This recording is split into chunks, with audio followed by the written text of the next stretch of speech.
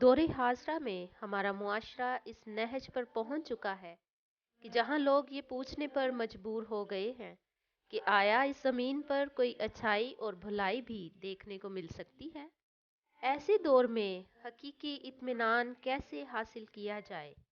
آئیے زبور نمبر 4 میں حقیقی اطمینان حاصل کرنے کی کنجی کے بارے میں پڑھتے ہیں۔ مدد کے لیے شام کی دعا۔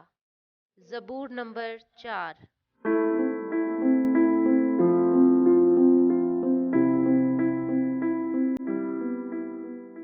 میر مغنی کے لیے تاردھار سازوں کے ساتھ داؤد کا مزمور۔ جب میں پکاروں تو مجھے جواب دے، اے میری صداقت کے خدا۔ تنگی میں تو نے مجھے کشادگی بخشی، مجھ پر رحم کر اور میری دعا سن لے۔ اے بنی آدم، کب تک میری عزت کے بدلے رسوائی ہوگی؟ کب تک بطالت سے محبت رکھو گے اور جھوٹ کے در پہ رہو گے؟ جان رکھو کہ خداوند نے دیندار کو اپنے لیے الگ کر رکھا ہے۔ جب میں خداوند کو پکاروں گا تو وہ سن لے گا۔ تھرتھراؤ اور گناہ نہ کرو، اپنے اپنے بستر پر دل میں سوچو اور خاموش رہو۔ صداقت کی قربانیاں گزرانو اور خداوند پر توکل کرو۔ بہت سے کہتے ہیں، کون ہم کو کچھ بھلائی دکھائے گا؟ اے خداوند، تو اپنے چہرے کا نور ہم پر جلوہ گر فرما۔ تو نے میرے دل کو اس سے زیادہ خوشی بخشی ہے جو ان کو غلے اور مے کی فراوانی سے ہوتی تھی۔ میں سلامتی سے لیٹ جاؤں گا اور سو رہوں گا، کیونکہ اے خداوند فقط تو ہی مجھے مطمئن رکھتا ہے۔ آمین۔ چوتھا زبور داؤد کا زبور ہے۔ اس زبور میں داؤد اپنے ارد گرد ناراض لوگوں کو دیکھتا ہے اور غور کرتا ہے کہ انہیں راست بازی سے کوئی سروکار نہیں۔ بہت سے لوگ غیر معبودوں کے طالب تھے۔ جب اس نے غیر معبودوں اور ان کو ماننے والوں کو دیکھا تو اسے خدا کے قہر و غضب اور غمزدہ دل کا احساس ہوا۔ پہلی آیت پر غور کریں کہ وہ کس طرح سے خدا سے التجا کرتا ہے کہ وہ اسے اس کی مصیبت سے رہائی دے۔ اس کی مصیبت کی وجہ دوسری آیت میں ملتی ہے۔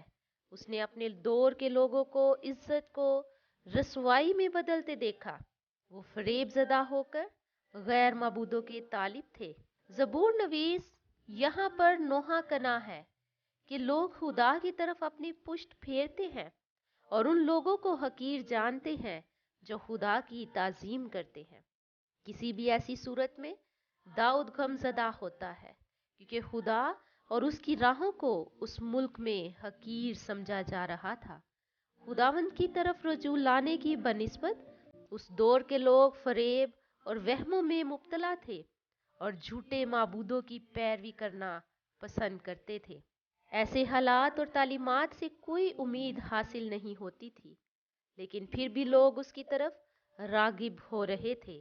ایسا کرنے سے وہ زندہ اور حقیقی خدا کی طرف پشت کر رہے تھے اور اس کے کلام کو رد کر رہے تھے۔ تیسری آیت میں داؤد کو اس حقیقت میں تسلی ملتی ہے کہ خدا نے اپنے لیے دیندار لوگوں کو الگ کر رکھا ہے۔ داؤد کو اس حقیقت میں سکون ملتا ہے کہ وہ خدا کی جستجو میں تنہا نہیں ہے۔ کچھ اور لوگ بھی تھے جو دل سے خدا کے طالب تھے۔ ان لوگوں کو خدا نے اپنے جلال کے لیے الگ کر رکھا تھا۔ یہ دنیاوی روشوں اور لالچ کے فریب میں نہیں آئے تھے۔ داؤد کی طرح وہ بھی خداوند سے محبت کرتے اور اس کی راہوں پر چلتے اور اس کی خدمت کرتے تھے۔ یاد رکھیں، جب داؤد نے یہ زبور لکھا اس وقت بہت سے لوگ تھے جو یہ پوچھتے ہوں گے، کون ہم کو کچھ بھلائی دکھائے گا؟ ہو سکتا ہے کہ معاشرے میں کسی بھی نیکی اور بھلائی کو دیکھنا دشوار ہوتا جا رہا ہو۔ بطالت اور لالچ کے پیروکاروں کی تعداد بڑھتی چلی جا رہی تھی۔ دل سے خدا کے طالب ہونے والے لوگ بہت کم دیکھنے کو ملتے تھے۔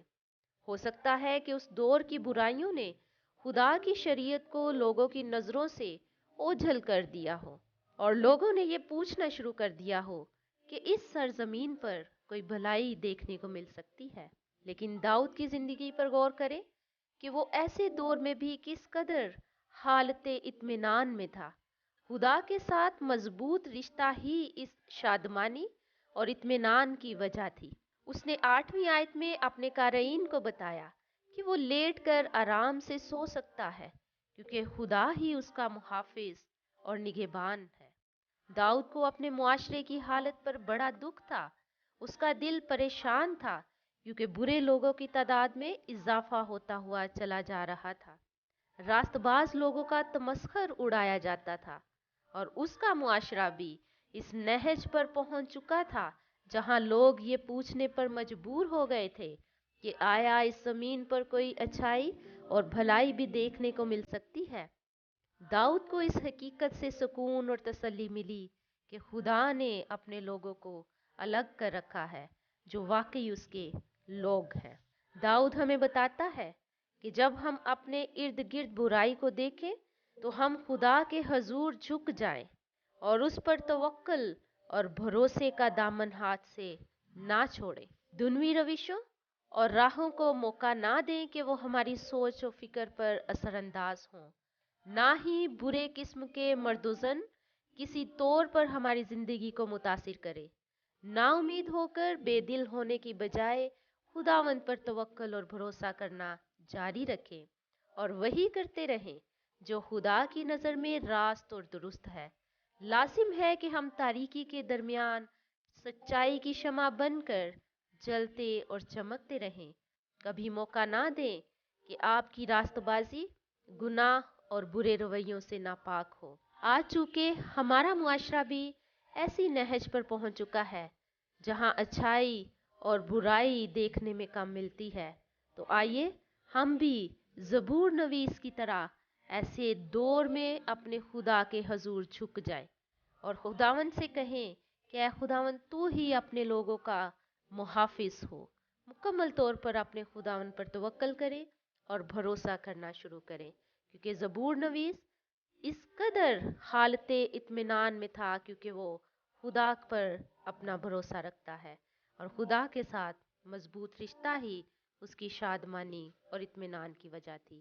آئیے آج خداوند ہم سب کو توفیق دے کہ ہم خدا کے ساتھ مضبوط رشتے میں شادمانی اور اطمینان کو حاصل کریں تاکہ اس دکھوں کی، مصیبتوں کی اور لالچ کی دنیا میں بھی ہم حقیقی اطمینان میں رہ سکیں۔